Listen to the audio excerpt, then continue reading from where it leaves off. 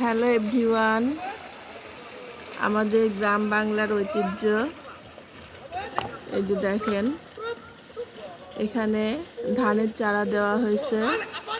ধানের চারাগুলা উঠাচ্ছে, কারণ চারাগুলা লাগানোর উপযুক্ত হয়ে গেছে।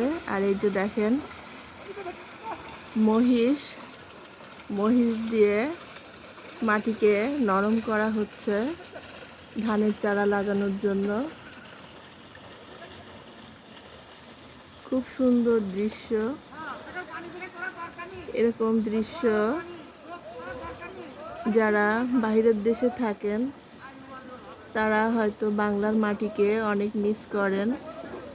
এই যে দেখেন কি দারুণভাবে মহিষ দিয়ে মাটিকে নরম করে নেওয়া হচ্ছে। এরপর মাটি নরম হয়ে যাবার পরে সেই মাটিতে ওই যে দেখেন ওখানে চারা দিয়েছে, সেই চারাগুলা লাগানোর এখন উপযুক্ত হয়ে গেছে। চারাগুলা বড় হয়ে গেছে, এখন চারাগুলাকে এইখানে লাগাবে। কি দারুণ করে মহিষ দিয়ে মাটি অনেক সফট করে নেওয়া হচ্ছে। এই যে দেখেন, বাংলার ঐতিহ্য এরকম দৃশ্য দেখাই যায় না। খুবই সুন্দর।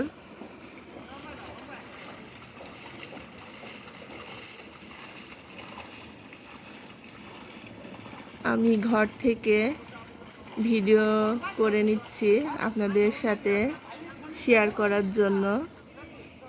এই যে দেখেন, এখানে 2টা মহিষ আছে, আর 2টা মহিষই এতখানি জমিকে সুন্দরভাবে নরম করে দিচ্ছে। আর এই যে দেখেন, এদিকে চারা তোলা নিয়ে বিজি কয়েকজন মিলে ধানের চারা উঠাচ্ছে। এই চারাগুলা সব উঠানো হয়ে গেলে তারপর এই চারাগুলাকে এখানে লাগিয়ে দিবে। এই যে দেখেন, ভোরবেলা থেকেই এখানে মাটিকে এভাবে নরম করতেছে। আমি ঘুম থেকে উঠে জানালা খুলে দেখলাম, দেখার পরে আমি এটাকে ভিডিও করে নিলাম আপনাদের সাথে শেয়ার করার জন্য। কি দারুণ গ্রাম বাংলার ঐতিহ্য। আমরা যে চালের ভাতটা খাই সেই চাল এভাবে তৈরি হয়। দেখেন, একজন কৃষক কত কষ্ট করে তার জমিতে ফসল ফলায়। আমরা ছোটবেলায় বইয়ে পড়েছি, সব সাধকের বড় সাধক আমার দেশের চাষা, দেশমাতারই মুক্তিকামী, দেশের সে যে আশা। এই যে দেখেন, একজন চাষি কত কষ্ট করে তার ফসল ফলাচ্ছে। এভাবে মাটিকে প্রথমে খুঁড়ে নেওয়া হয়, তারপর মাটি যখন সম্পূর্ণ খোঁড়া হয়ে যায় তারপর মাটিকে নরম করার জন্য এভাবে মহিষ দিয়ে, আর মহিষের পায়ের কাছে মই বাঁধা আছে, মই দিয়ে মাটিকে এভাবে নরম করে নেওয়া হয়। তারপর যখন মাটি সম্পূর্ণভাবে নরম হয়ে যায়, ওই যে দেখেন সামনে দাঁড়ায় আছে ওই চাচা এখানে এইভাবে ধান চাষ করেন। আর এই যে দেখেন কয়েকজন মিলে ধানের চারা তুলতেছে, খুবই বিজি তারা। তাদের সম্পূর্ণ মন ধানের চারার দিকে। তারা সুন্দরভাবে চারাগুলাকে উঠাচ্ছে, একটা চারাও যেন নষ্ট হয়ে না যায়। কি দারুণভাবে দেখেন ধানের চারাগুলা তুলতেছে। আর এই যে দেখেন মহিষের পিছনে মই বাঁধা আছে, সেই মই দিয়ে এভাবে মাটিকে খনন করে নেওয়া হচ্ছে। কি দারুণ দৃশ্য, গ্রাম বাংলার দৃশ্য। আর এখানে সম্পূর্ণ জমিটাতেই ওই যে দেখতে পাচ্ছেন সামনেও বেশ কিছু জমি আছে, ওখানেও এইভাবে ধান লাগাবে।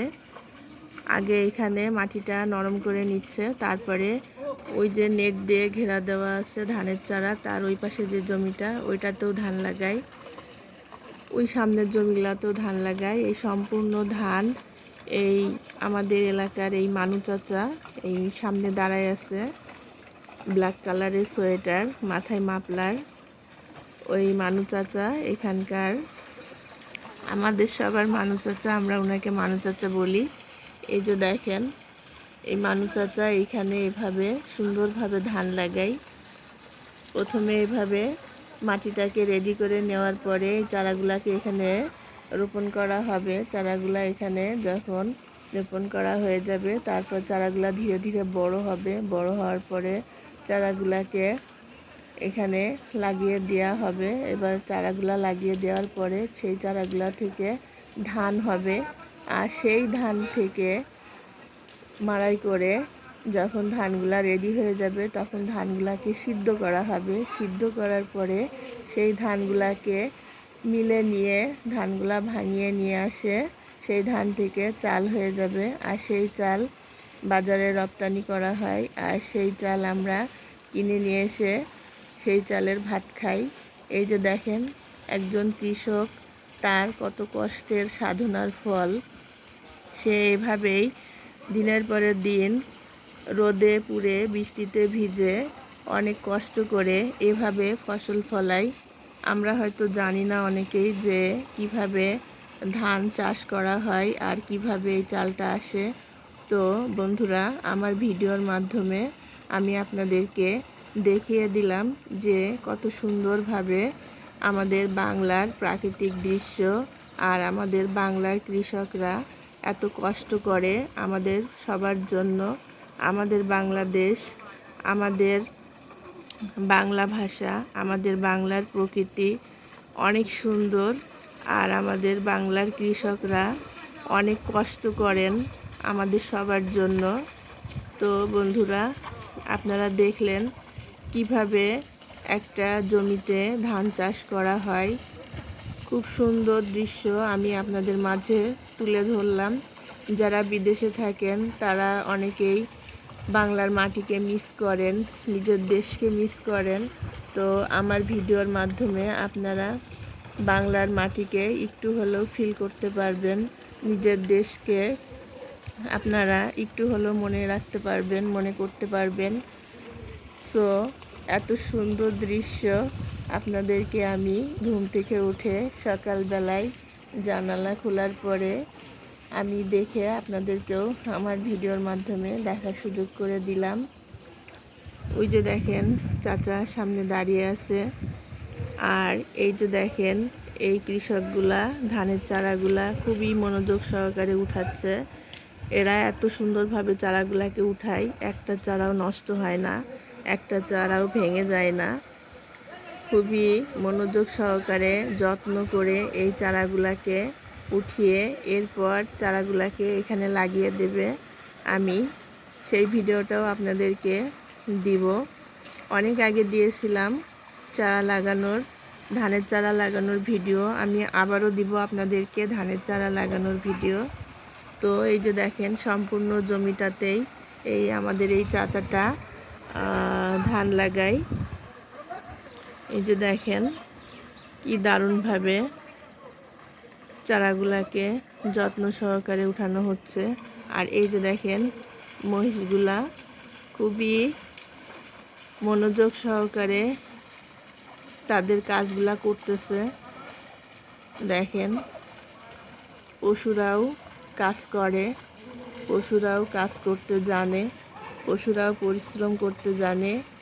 তো আমার ভিডিওর মাধ্যমে আমি আপনাদেরকে দেখিয়ে দিলাম পশুরা কিভাবে পরিশ্রম করে মানুষকে সহযোগিতা করে।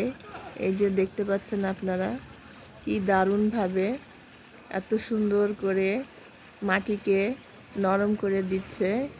এই অবলা পশু, তারা কথা বলতে পারে না, তারপরেও দেখেন কি দারুণভাবে মানুষকে সহযোগিতা করতেছে। এর থেকে আমাদের প্রত্যেকেরই একটা শিক্ষা নেওয়ার দরকার। দেখেন পশুরাও কাজ করে খাচ্ছে, তারাও বসে থাকে না। তো বন্ধুরা, আমরা যারা সবাই বেকার আছি তারাও বেকার বসে না থেকে কোনো না কোনো কর্ম করে খাওয়ার চেষ্টা করব। কারণ বসে থাকলে রাজারগুলাও ফুরায় যায়। আর যদি আপনি কোনো কর্ম করেন তাহলে আপনার সময়টাও ভালো কেটে যাবে এবং আপনি আর্থিকভাবে সচ্ছল হতে পারবেন। তো বন্ধুরা, এই যে দেখেন কি দারুণভাবে দুইটা মহিষ এভাবে মাটিকে সফট করে দিচ্ছে। আর ওই যে চাচা দেখতেছে কতটুকু মাটি খনন হলো, কিভাবে খনন করতেছে। চাচা দাঁড়িয়ে দেখতেছে, যেহেতু চাচা এখানে চাষাবাদ করেন। আর এই যে দেখেন এদিকে ওনাদের কয়েকজন কৃষকের ধানের চারা উঠানো প্রায় অনেকটা হয়ে এসেছে। এখন তারা এই ধানের চারাগুলা এখানে লাগিয়ে দিবে। এই যে দেখেন কাছ থেকে দেখাচ্ছি মহিষগুলা কি দারুণভাবে মাটিকে টেনে নিয়ে যে সমান করে মাটিকে সফট করে দিচ্ছে। তো বন্ধুরা, আজকে এই পর্যন্তই। সবাই ভালো থাকবেন, সুস্থ থাকবেন। আল্লাহ হাফেজ।